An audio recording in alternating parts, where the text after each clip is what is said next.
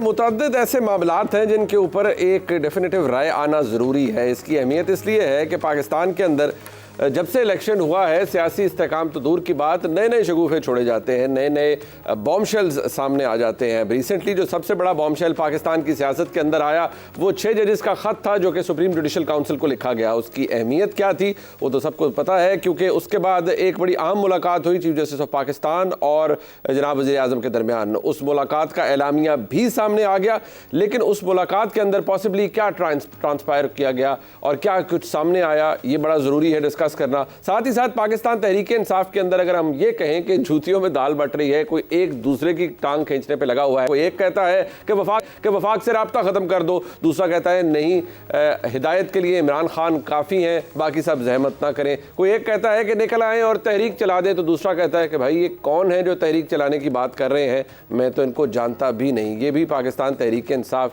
ही में हो रहा है। कोई इस्लामाबाद हाई कोर्ट के जज को यानी चीफ जस्टिस को टाउट कहकर बुलाता है, कोई ये कहता है नहीं ये नहायत गैर मुनासिब रवैया है, इस तरह की ज़बान इस्तेमाल नहीं होनी चाहिए। साथ ही साथ पाकिस्तान की हुकूमत जो कि अपने हनीमून पीरियड के अंदर है कुछ ऐसे फैसले कर रही है या कर चुकी है जिनसे तमाम लोगों शशदर भी हैं और हैरान भी कि हो क्या रहा है। CCI की कॉम्पोजिशन सामने आती है, एक कॉन्स्टिट्यूशनल बॉडी है। पाकिस्तान की वफाकी काबीना के अंदर से प्राइम मिनिस्टर का इस्तेकाक है कि वो किसी को भी शामिल कर सकते हैं, लेकिन वजारत ख़जाना का निकल जाना यानी वजारत ख़जाना के जो इस वक्त कलमदान रखे हुए वज़ीर हैं उनका उसमें से निकल जाना और वज़ीर ख़ारजा जनाब इसाक डार का उसके अंदर शामिल होना, ये भी बहुत से सवालात को जन्म देता है। और जहन में यही आता है कि भाई अगर ये हुआ तो किसके कहने पर हुआ, किसकी ख्वाहिश पर हुआ। ये तमाम मामला डिस्कस करने के लिए मेरे साथ मौजूद हैं जनाब सीनियर सहाफ़ी मंसूर साहब, आपका बहुत शुक्रिया, और सीनियर सहाफ़ी जनाब आमिर इलियास राना साहब आपका भी बहुत शुक्रिया, आपने अपना कीमती वक्त दिया। सबसे पहले अगर इस हवाले से बात कर ली जाए मंसूर साहब, ये जो 6 जजेस का ख़त है आ गया, सब कुछ हो गया, वज़ीर आज़म की मुलाकात भी हो गई, एलामिया भी हमारे सामने आ गया। आपके नज़दीक ये कमीशन बनाने की बात, क्योंकि अगर उस एलामिया को देखा जाए तो उसके अंदर लिखा गया है कि मेजॉरिटी जो थी फुल कोर्ट रेफरेंस के अंदर मौजूद फुल कोर्ट के अंदर मौजूद चीफ जस्टिस साहब के साथ जो उनके ब्रदर जजेस हैं उनका फैसला था कि वज़ीर आज़म से रब्ता किया जाए। फिर उस मीटिंग के अंदर ये बात सामने आई कि एक यक रुकनी कमीशन बनाया जाए। जो तासुर जनाब आज़म नज़ीर तारड़ साहब दे रहे हैं वफाकी वज़ीर कानून, उससे तो लगता है कि ये इंक्वायरीज कमीशन एक्ट के अंडर एक कमीशन बनने की जो तजवीज़ है ये अदलिया की जानिब से आई। अब आपको क्या लगता है ये मिट्टी पाओ प्रोग्राम है या कुछ निकलेगा भी इससे? बहुत शुक्रिया मुनीब साहब। मैं इसको बड़ा एक सिंप्लीफाई करके इस मामले को सारा देखना चाहूँगा। वो ये है कि जब 6 जजेस ने वो ख़त लिखा था और इस ख़त को रवाना किया था सुप्रीम कोर्ट की तरफ, तो जाहिर बात है फिर उसके बाद उन्होंने एक हायर अथॉरिटी को जो है वो इसका इंचार्ज बना दिया था कि जनाब आप इसका फैसला करें, आपने जो भी करना है। और वो चीफ जस्टिस की जानिब जो है वो ये ख़त गया था। चीफ जस्टिस ने मेरे ख्याल में बिल्कुल सही इकदाम उठाया कि फुल कोर्ट का इजलास बुलाया और उसके बाद जो ब्रदर जजेस हैं उनके साथ मिलकर जो भी लाएमल तय हुआ, जिसमें चीफ जस्टिस की मुलाकात हुई प्राइम मिनिस्टर के साथ और उसके बाद अल्टीमेटली एक कमीशन हमने देखा है। सो आई थिंक चीफ जस्टिस ने मेरे ख्याल में, मैं इसको देखता हूं कि एक सही कदम उठाया है। अगर इससे सुप्रीम कोर्ट के तमाम जजेस या फुल कोर्ट अगर मुतमईन होता है तो I think that's a step in the right direction. Rana साहब, आप बखूबी जानते हैं जनाब वज़ीर आज़म शहबाज शरीफ साहब को, उनका अंदाज़े हुक्मरानी भी आप समझते हैं। मुझे ये फरमाइएगा, आपके नज़दीक जब उस एलामिया में लिखा गया कि वज़ीर आज़म ने भी अशोर किया कि वो भी डायरेक्टिव्स देंगे कि कोई एक दूसरे की हदूद के अंदर कोई ट्रांसग्रेस ना करे, साथ ही साथ फैज़ाबाद धरने के हवाले से जो गाइडलाइंस थी पैरा 53 के अंदर, उसके हवाले से सुप्रीम कोर्ट के उस एलामिया में लिखा है कि अमल दरामद किया जाए, लेजिस्लेशन की जाए। तो जनाब शहबाज शरीफ साहब को आप हम सबसे बेहतर जानते हैं, आपके नज़दीक वो ये कर पाएंगे कि नहीं भाई ठीक है मुसवदा लाएं, कानून भी बनाएं ताकि पता चले कि ISI का मैंडेट क्या है, ये भी कानून साजी हो जाए। साथ ही साथ वज़ीर आज़म डायरेक्टिव भी इशू करें कि भाई हदूद से तजावुज़ ना किया जाए। नोइंग शहबाज शरीफ साहब बतौर वज़ीर आज़म, आपका क्या ख्याल है, ये सब आपको होता हुआ नज़र आ रहा है? असल बात है कि सब लोग अपने अपने दायरे में रह के काम करें। अगर ये बात तय हो जाए किसी भी तरीके से, देखें कानून में लिख देने से, आइन में कर देने से क्या सब चीज़ें हो जाती हैं? नहीं होती। आइन में 90 दिन के इलेक्शन लिखे हुए थे, नहीं हुए। और जिनकी तरफ सारे इशारे जा रहे हैं उमर अता बंदयाल साहब की तरफ, और आज एक जज बैठे हुए हैं जिन्होंने उस फैसले को 27 सफ़े को तहरीर किया था, जनाब मुनीब अख्तर साहब। वो क्या फैसला था, आपने और हमने पढ़ा ना, वो 27 सफ़े का वो फैसला था। ये देखें ना, अगर आप आइन किसी एक जमात के हक में रीराइट कर सकते हैं तो फिर आगे चल के आपको बहुत कुछ कर देना चाहिए था, फैसले में सजाएं देनी चाहिए थी, आपने नहीं दी। और 10 मई का जो खत है, आपको पता है कि वो उमर अता बंदयाल साहब को मिले, एजाजुल एहसन साहब को मिले और उस जज को मिले जो आज चीफ जस्टिस ऑफ पाकिस्तान है, जिनको जीरो किया हुआ था। मुनीब अख्तर साहब, एजाजुल एहसन साहब और उमर अता बंदयाल साहब, यही लोग फैसले करने वाले होते थे ज़्यादातर। एजाजुल एहसन हो गए, सारे लोग, साकिब निसार के साथ भी यही लोग काम कर रहे थे। तो आपको और हमें पता होना चाहिए कि जिन लोगों ने इसे अंडर द कारपेट रखा, एक लफ्ज़ नहीं लिखा, तो ये जजेस जिनके बारे में है कि ये कहीं मिले भी थे और कुछ तय भी कर लिया था, और अब इन्होंने सुप्रीम जुडिशल काउंसिल को नंबर 1 कानूनी तौर पे ये जो सब चीज़ों को जानते हैं, और इनमें एक वो जज हैं जिन्होंने 2 दफ़ा वज़ीर आज़म को बुला के अपनी तसल्ली और तशफ़ी की। मैं जनाब मोहसिन अख्तर साहब की बात, जी मुझे पता है, आपको पता है, डीजी रेंजर्स को बुलाया और जब डीजी रेंजर्स की जगह कर्नल साहब आए तो इन्होंने कहा सर कैसे हैं आप, इससे ज़्यादा मैं आपको नहीं बात कर रहा। ये कोर्ट में हुआ था, और जब ये हुआ था तो इन्होंने कहा कि मेरा नाम नहीं लिखना। फिर कोर्ट रिपोर्टर्स ने 2 नंबर अदालत की जज लिखना शुरू कर दिया था इनका नाम लिखने की बजाय। ये सब तक गुस्से में चले गए थे, अपने ही जो कोर्ट के अंदर रिपोर्टर्स उसको कवर करते हैं। ठीक है, अब आप मुझे बताएं, ये खत लिखने की और एक कन्वेंशन में तकरीरें करने की तजवीज़ कहाँ से आई, किसने इसको उठाया? ये सारी चीज़ें फिर मिलाई जाती है ना। अगर आप माजी में भी मिलाते हैं तो माजी में भी एजेंसीज के एहलकारों को सुप्रीम कोर्ट के अंदर आने और बैठने से मना किया गया था, आपको याद है ना इस बात का। और खान साहब कहते हैं मैं तो पार्लियामेंट भी एजेंसियों के कहने से चलवाता था और मैं कानून साजी भी उनके जरिए कराता था। तो रास्ते सब लोगों ने एक दूसरे के बंद किए और एक दूसरे के लिए खोले। मतलब ये प्रैक्टिस तो पुरानी है ना, बातचीत होने चली है। अगर मैं ये मतलब ये प्रैक्टिस पुरानी है, लेकिन अब जो जजों ने काम किया है और ये फुल कोर्ट का फैसला है। जैसे जब हम कहते हैं ना, आप खास तौर पे समझते हैं इस बात को, 7 का बेंच और 4-3 का फैसला है तो वो सुप्रीम कोर्ट का फैसला कराता है। वो 4-3 बहस में तो आता है, हम बहुत केसेस में करते हैं, लेकिन फैसला वो सुप्रीम कोर्ट का है। अब अगर इसमें 3 या 4 जजों ने कहा है कि हाजिर सर्विस जज हों फुल कोर्ट में से, और बाकी सब ने ये फैसला किया है, मेजॉरिटी ने, कि ये कमीशन बनाया जाए, तो ये सुप्रीम कोर्ट का ही फैसला है। और उसको प्राइम मिनिस्टर ने कहा है कि इसको इसका अगर इस तरह देखें, जो इंस्ट्रक्शंस आई हैं जी, अगर इसको इस तरह देखें, मैं सिर्फ ये सामने इसलिए रखना चाहूँगा, पहले आपके फिर मंसूर अली खान साहब के, कि हामिद खान साहब वो सीनियर वकील हैं, हमारे तो उस्ताद हैं, उन्होंने जो इसके ऊपर उनका पॉइंट ऑफ व्यू है वो इसमें उसकी एक डिफरेंट जहत है। वो क्या फरमा रहे हैं, ये कमीशन बनाने का फैसला इसलिए कि इंटेलिजेंस एजेंसियों को बचाया जाए। राणा साहब, ये मतलब इसलिए मैं कह रहा हूँ कि ओवरऑल तासुर है, ये मिट्टी पाव प्रोग्राम है, कुछ निकलना नुकलना कुछ भी नहीं है इससे। ये क्या है, ये किसको कहते हैं, पागल बना रहे हैं वकला।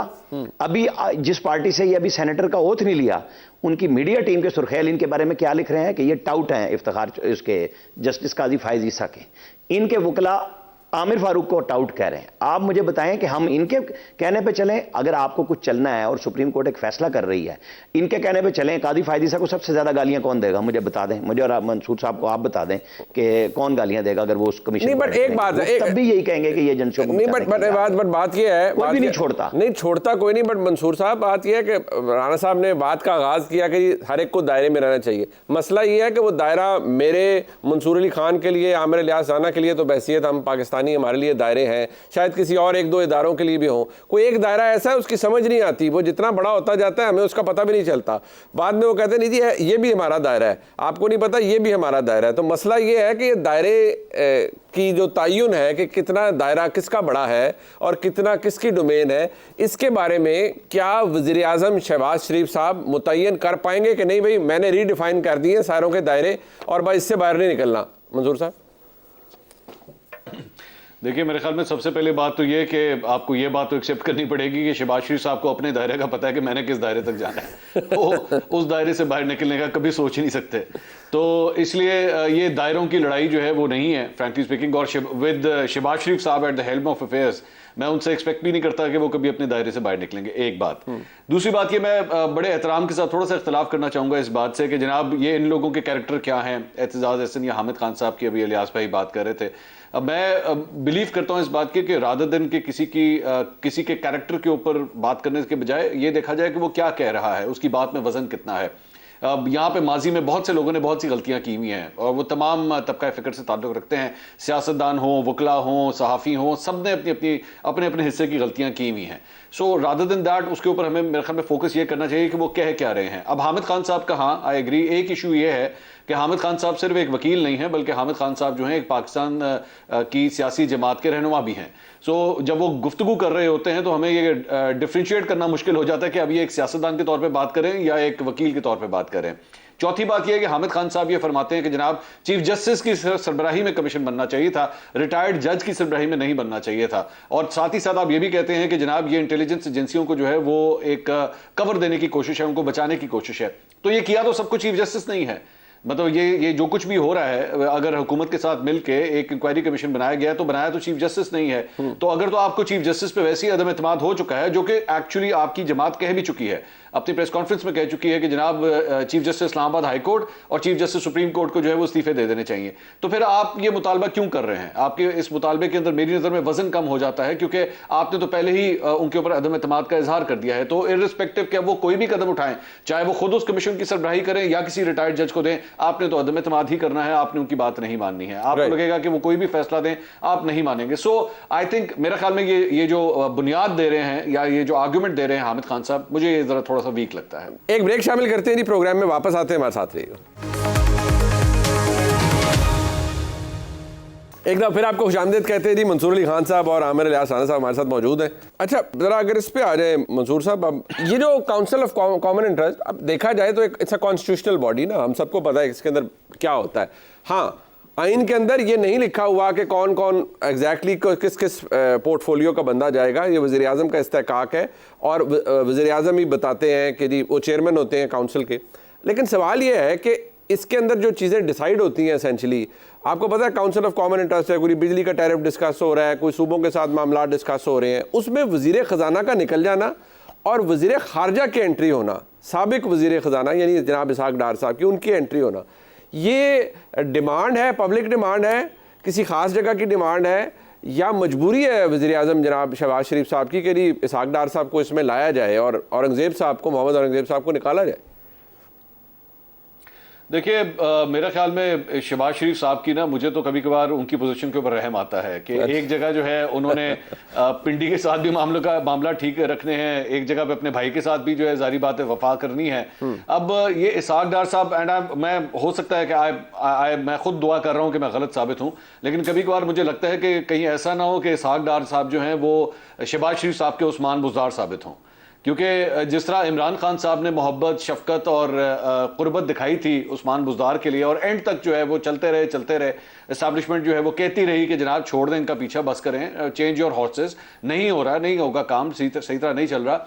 मैं जब से ये हुकूमत बनी है तब से लेके इसहाक डार साहब के लिए जिस किस्म की कोशिशें की जा रही हैं कि पहले तो जाहिर बात है द फर्स्ट चॉइस वॉज कि फाइनेंस मिनिस्टर जो है वो इसहाक डार साहब को लगाया जाए, उनकी तो भरपूर कोशिश थी, नहीं हो सका। लेकिन अब आप उनको उन जगहों पर फिट कर रहे हैं, एक अगर वो सर्कल है आप उनको स्क्वायर के अंदर फिट करने की कोशिश कर रहे हैं कि नहीं, हमने हर सूरत जो है इन मामलात के हवाले से, क्योंकि वहां पे सियासी मामलात भी आते हैं, दीगर 3 सूबों के अंदर आपकी हुकूमत नहीं है, आपने वहां पे जाहिर बात है एक ऐसे बंदे को लाके बिठाना है जो सियासी तौर पे भी समझबूझ रखता हो और माजी में फाइनेंसेस के हवाले से जो है वो आपका राइट हैंड मैन हो, तो आप उनको फिट करने की हर जगह कोशिश कर रहे हैं। मेरे ख्याल में कहीं ऐसा ना हो कि कहीं ये ब्रेकेज पॉइंट बन जाए, ये जो 1 पेज इस वक्त हम देख रहे हैं मौजूदा हुकूमत और एस्टैब्लिशमेंट के दरमियान, क्योंकि आप भी जानते हैं और मैं भी जानता हूं कि एस्टैब्लिशमेंट की आशीर्वाद नहीं है इस बात के ऊपर। इसहाक डार साहब जो है वो अपनी वजारत के बजाय वजारत खजाना की तरफ जो है वो ज्यादा फोकस किए हुए हैं। मेरा ख्याल में कहीं ऐसा ना हो कि ये इनके लिए प्रॉब्लमैटिक बन जाए आगे चल।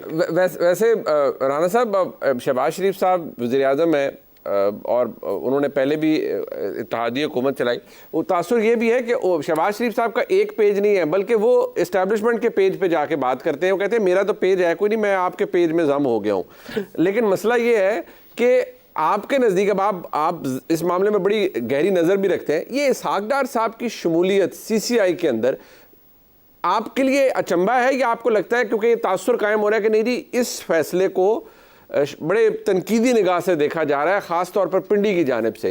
राना साहब आप क्या कहेंगे? जो कुछ आप लोग कह रहे हैं उसको दुरुस्त मानते हुए कि शहबाज शरीफ की ये पोजीशन है, शहबाज शरीफ की पोजीशन ये है कि उनके बड़े भाई नवाज शरीफ मौजूद हैं और पॉलिटिकली वो बहुत ज़्यादा इन्हिसार करते हैं इसहाक डार पे।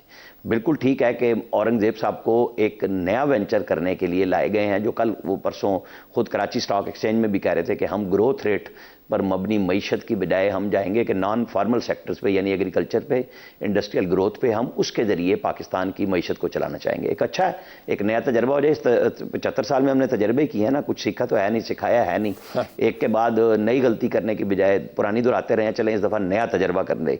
ना तो इसहाक डार पहले दिन से वज़ीर ख़जाना थे, वो बने थे जब एटमी धमाके हुए, सरताज अजीज़ ने उनकी मुखालफत की थी, उसके बाद वो वज़ीर ख़ारजा बन गए और अब ये भी वज़ीर ख़ारजा बन गए।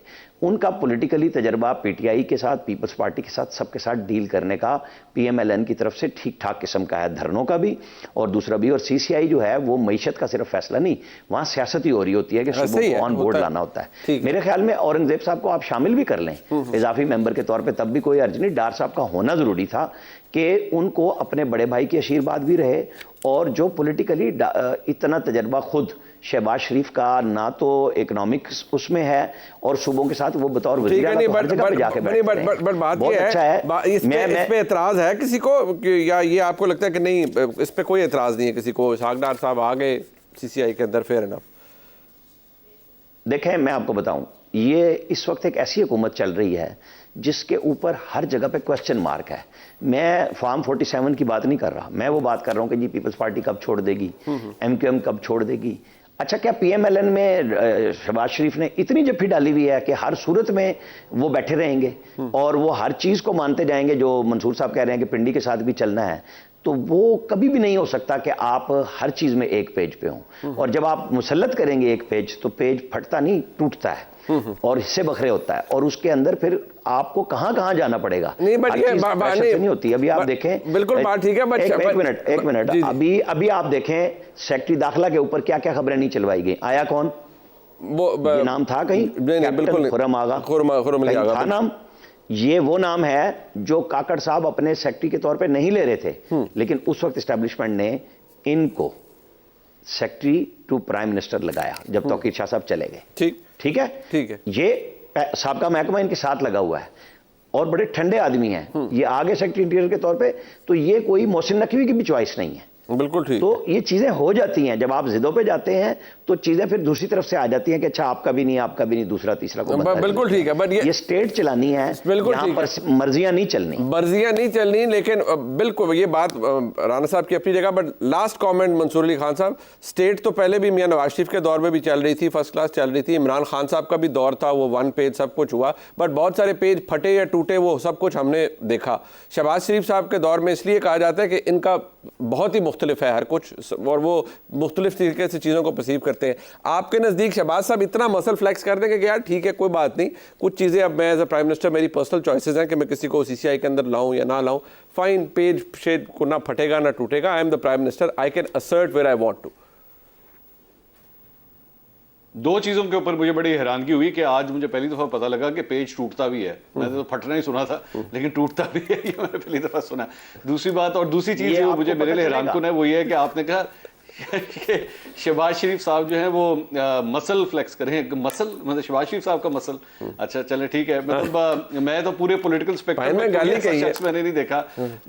अच्छा चलो ठीक है, लेकिन मैं नहीं समझता, आई डोंट थिंक सो। और ये जहां पे वजीर खजाना का, ये मेरा एनालिसिस है, हो सकता है आप इख्तलाफ करें, गलत हो, लेकिन इस वजीर खजाना को लगाने का मकसद मुझे ये भी नजर आता है कि कल को अगर हुकूमत बदल गई या हालात बदल गए, जज्बात बदल गए, ख्यालात बदल गए, तो वजीर खजाना नहीं बदलेगा, वजीर खजाना फिर भी यही रहेगा। तो आपने खुद अपने हाथ काट के जो है एस्टैब्लिशमेंट के हाथ में पकड़ा दिए हैं। अब इसके ऊपर चाहे जितनी मर्जी तावीलें या दलीलें देते रहें, उसका कोई फायदा नहीं है। हम सब जानते हैं कि आपका वजीर दाखिला और आपका वजीर खजाना आपका नहीं है। बिल्कुल ठीक है। मैं जनाब आमिर इलियास राना साहब का और मंसूर अली खान साहब का शुक्रिया अदा करूंगा।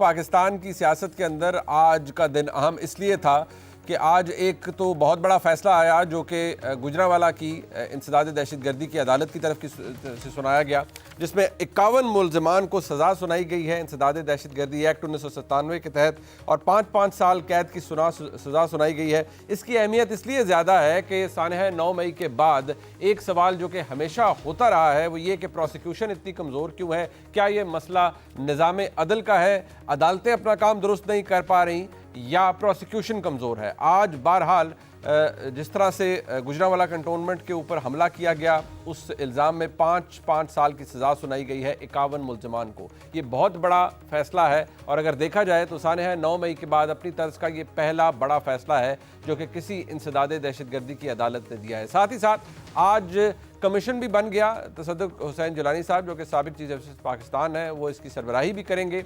6 जजेस के इल्ज़ामात हैं, काबीना ने TORs भी तय कर दिए। अब देखना यह है कि मामला किस हद तक आगे जा सकता है। जो TORs लिखे गए हैं वो कितने काबिल अमल हैं।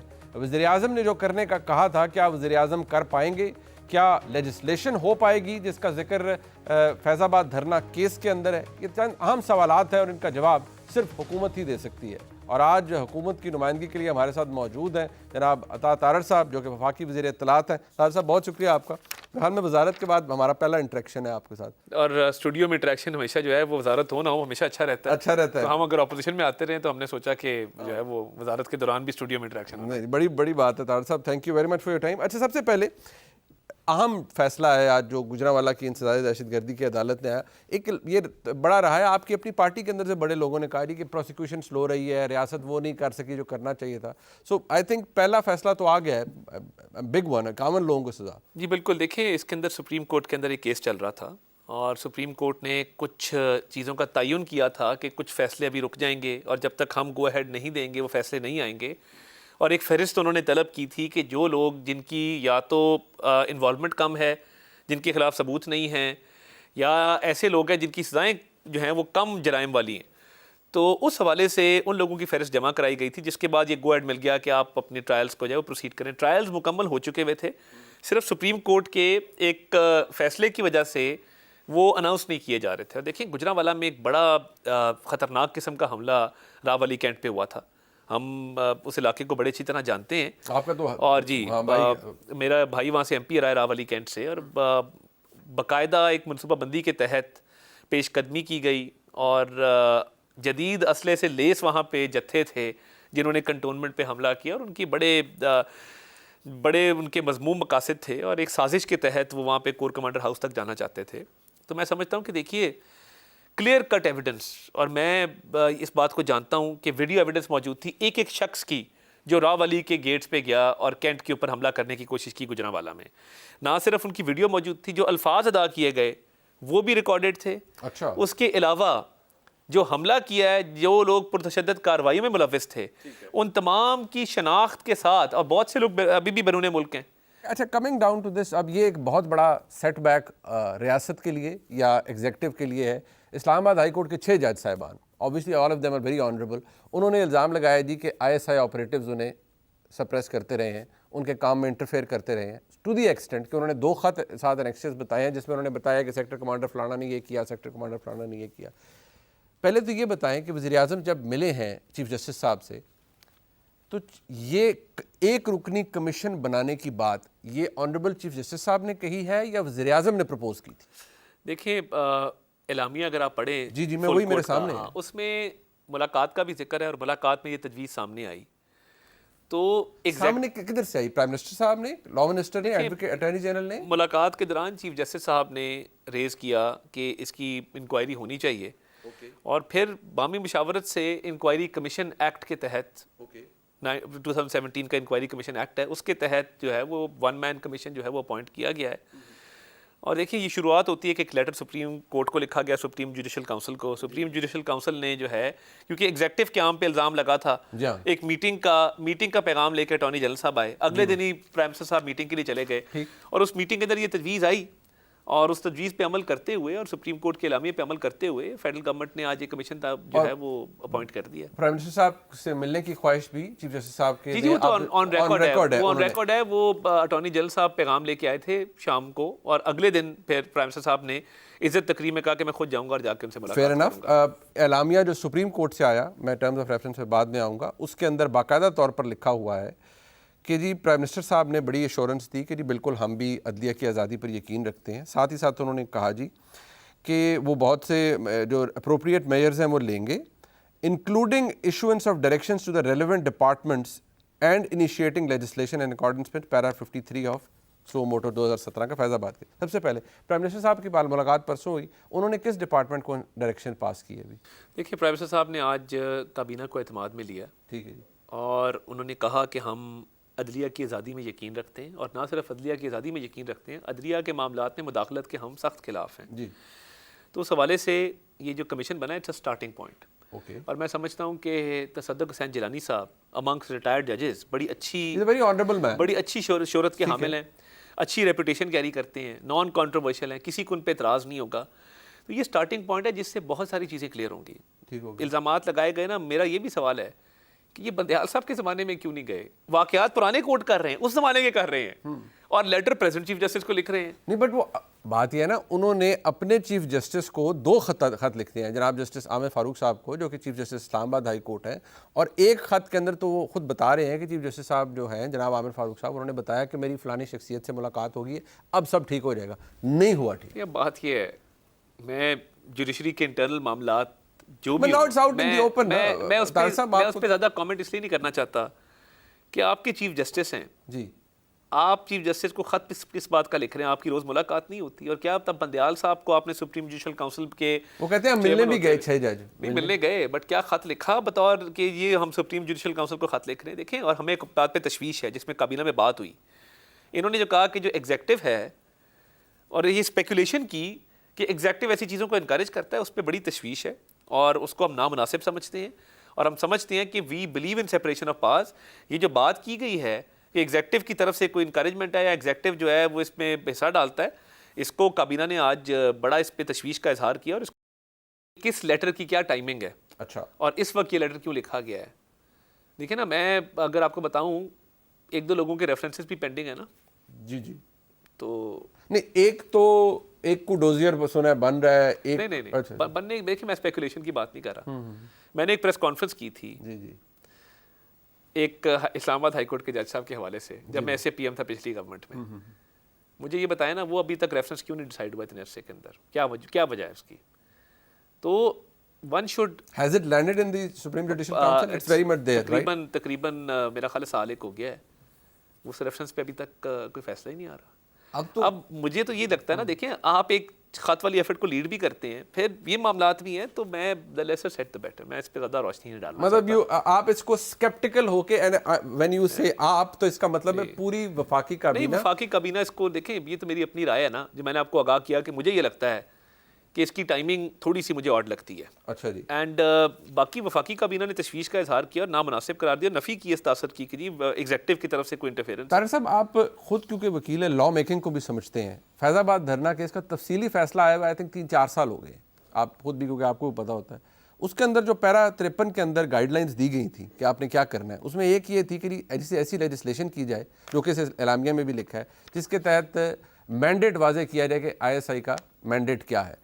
अब सवाल यह है कि जनाब शहबाज शरीफ साहब वज़ीर-ए-आज़म पाकिस्तान, क्या वाकई वो अंडरस्कोर करते हैं इस चीज़ की अहमियत को कि यार एक लॉ बना दें ताकि क्लियर कट मैंडेट पता चल जाए कि इंटेलिजेंस एजेंसी का, पाकिस्तान की सबसे बड़ी इंटेलिजेंस एजेंसी का मैंडेट क्या है? देखिए, मैं तो ये समझता हूँ कि जो हमारी बॉर्डर्स की, और वो हर तरह के बॉर्डर्स का तहफ़्फ़ुज़ करते हैं, अनसंग हीरोज़ हैं, मतलब वो जो काम करते हैं, बिल्कुल, जिन चीज़ों को प्रीएम्प्ट करते हैं, एंड किसी वजह से हमारी फ़ौज जो है वो टॉप रैंकिंग फ़ौज है दुनिया के अंदर, ऑफ कोर्स, और किसी वजह से हमारी एजेंसी जो है वो टॉप रैंकिंग एजेंसी है, काउंटलेस सैक्रिफाइस, और हमारे दुश्मनों को भी ज़्यादा खार क्यों रहती है ISI से?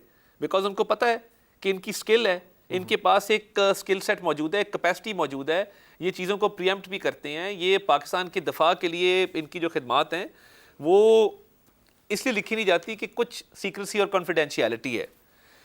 तो मैं तो देखें, कोई ऐसी बात जिससे उनका ये स्टैचर अंडरमाइन हो, मैं तो नहीं समझता कि करनी चाहिए। दूसरी बात ये है, बट ये अदालत का फैसला मैं है एक बात करूँ ना, देखें ना, अदालत के फैसले का स्टार्टिंग पॉइंट क्या है?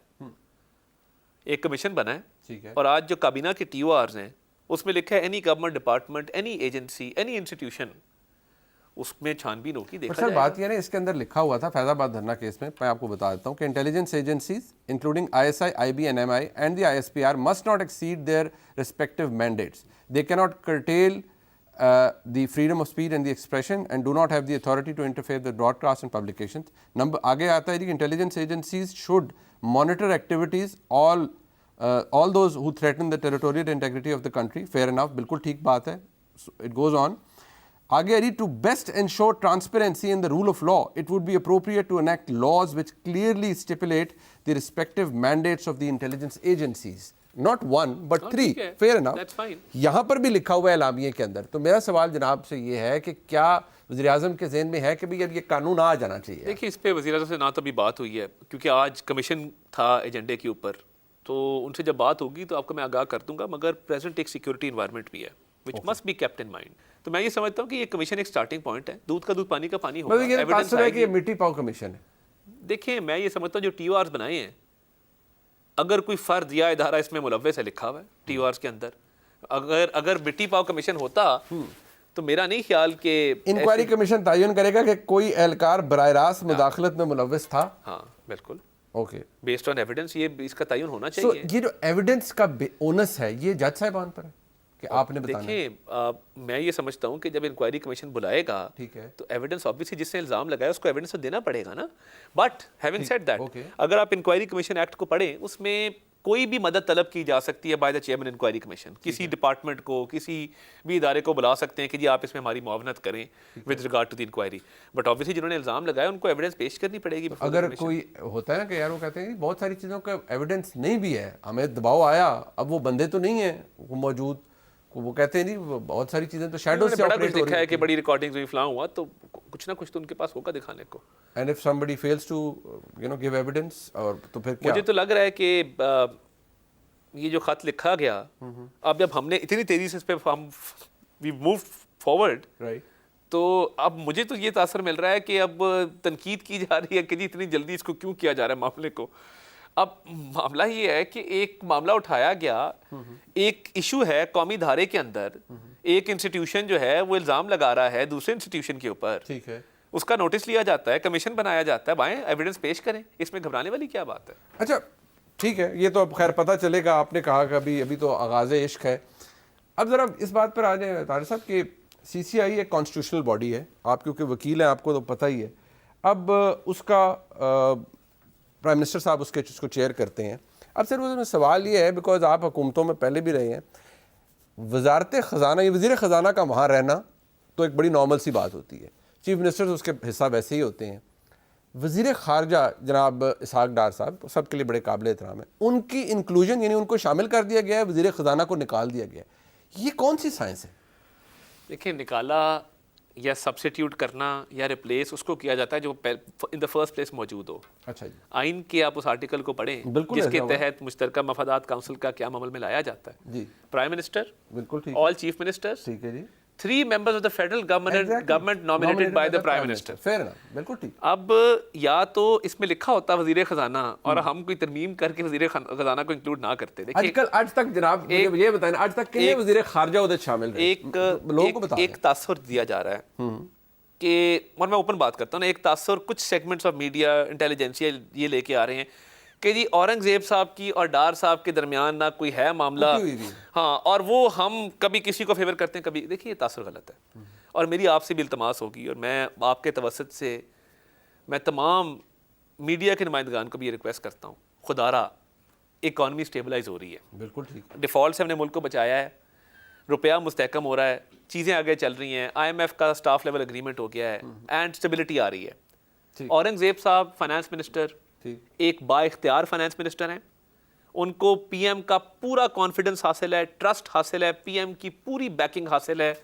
और ये जो तासुर क्रिएट किया जा रहा है एक वेज का कि जी वो डार साहब और औरंगजेब साहब, डार साहब कत्तन इनसिक्योर नहीं है किसी चीज़ से भी, and he is fully empowered with regard to his own ministry, which is the Ministry of Foreign Affairs. But that's what I am asking, sir, कि उनको CCI के अंदर फॉरेन मिनिस्टर का देखिए CCI में बहुत सारी पॉलिटिकल मैनेजमेंट भी है, आपका सूबों के साथ कोऑर्डिनेशन है, स्वाबदीद है वज़ीर आज़म की वो किसको रखें. मैं ये समझता हूँ कि औरंगजेब साहब ऑलरेडी इतनी बॉडीज को हेड कर रहे हैं, उनका इतना ज़्यादा काम है, कल भी वो कराची गए हुए थे और वो दौरों पे भी रहते हैं, उनकी बहुत सारी चीज़ें जिसको उन्होंने डील करना है. तो इसमें मुझे कोई हर्ज नजर नहीं आता। मतलब ये खालिस्तान आप कह रहे हैं वज़ीर आज़म पाकिस्तान की ख्वाहिश पर डार साहब को शामिल किया गया सीसीआई के देखिए ना, अंदर। वज़ीर आज़म की एक सवाबदीद है कि 3 मिनिस्टर्स को वो कर सकते हैं। बिल्कुल उनकी है, आइन कहता है। उन्होंने 3 सीनियर मोस्ट मिनिस्टर्स को किया, और वो पॉलिटिकल मैनेजमेंट भी है ना सीसीआई की। तो अगर फाइनेंस रिलेटेड कोई मामला होगा तो मैं जब कह रहा हूं कि वज़ीर ख़ज़ाना बाइख्तियार है, वज़ीर आज़म की बैकिंग हासिल है, तो वज़ीर आज़म उसको टैकल करेंगे। बाख्तियार की बात बार ना कहा। तासुर ये है, समझ नहीं आती। नहीं, मसला ये है ना कि देखें 2 वजारतों के हवाले से तो राना सनाउल्लाह साहब भी कह चुके हैं, वो आपकी सलामती की, हुकूमत की सलामती की जामिन है। एक वजारत दाखिला, एक वजारत खजाना। वजारत खजाना मैं ये समझता हूँ, औरंगजेब साहब आपको पता है ना, चौधरी रजा फारूक साहब के भाई हैं। जी मुझे पता है। और अब मैं क्या बताऊं, देखिए ना, एक उनके साथ उनकी भी पार्टी से एक एफिलिएशन पुरानी है। ठीक है जी। और अगर वो एज टेक्नोक्रेट भी आए हैं, बाइख्तियार होने की बात मैंने की, मगर ये तासर गलत है कि उनके विंग्स क्लिप करने की कोशिश की जाती है। मैं ओपन बात करता हूँ इस पर, और ये तासर नहीं होना चाहिए। देखिए, नेशनल इंटरेस्ट है, इकोनॉमी के हवाले से ना अच्छी खबरें आना शुरू हो गई। ब्लूमबर्ग लिख रहा है, जरीदे इस पे कमेंट कर रहे हैं कि जी इकोनॉमी आपकी टेक ऑफ कर रही है, आपके स्टेप्स ठीक हैं, वज़ीर आज़म के जो प्रायोरिटीज़ हैं वो ठीक हैं। ये जो एक तासर है ना, ये गलत है। और मैं ईसीसी भी क्लियर करूँ, देखिए ईसीसी वज़ीर आज़म ने उसकी चेयरमैनशिप ली, मगर फिर ये ख्याल आया और ये उनको एडवाइस किया गया कि ईसीसी के तमाम डिसीजन रेटिफाई करती है काबीना चेयर करें पीएम। हाँ। तो बेहतर है फाइनेंस मिनिस्टर कर लें। तो मैं समझता हूँ कि फाइनेंस मिनिस्टर, मैं समझता हूँ बर वक्त और अच्छा फैसला था। फाइनेंस मिनिस्टर और फॉरेन मिनिस्टर दोनों के डिस्टिंक्ट रोल्स हैं और दोनों की डिस्टिंक्ट स्ट्रीम्स हैं, वो डिस्टिंक्ट चलेंगी, दोनों अपने अपने एरियाज में एम्पावर्ड हैं और पीएम का दोनों को इत्मीनान हासिल है। बाकी जो तासर दिया जा रहा है सलामती के ज़ामिन, तो ये तो राना सनाउल्लाह साहब ने कहा ना, आपके कुलीग हैं, आप मोहतरम हैं, उन्होंने कहा सलामती के ज़ामिन है जनाब मोहसिन नकवी साहब और मोहम्मद औरंगजेब। मैं समझता हूँ कि वो पाकिस्तान की सलामती की भी ज़ामिन है। फाइनेंस और दाखिला का बड़ा अहम रोल है पाकिस्तान की सलामती के अंदर, तो मैं तो उनको इस चीज का भी ज़ामिन मैं आपका जुमला मुस्तार है तो लेसर सेड द बेटर, जितना घट बोलिए नहीं चंगा। साहब वेरी काइंड ऑफ यू, आपने वक्त दिया जी। प्रोग्राम में आपने देखा जी, इसका फीडबैक हमें जरूर दीजिएगा। देखने का बहुत शुक्रिया। खुदा हाफिज़।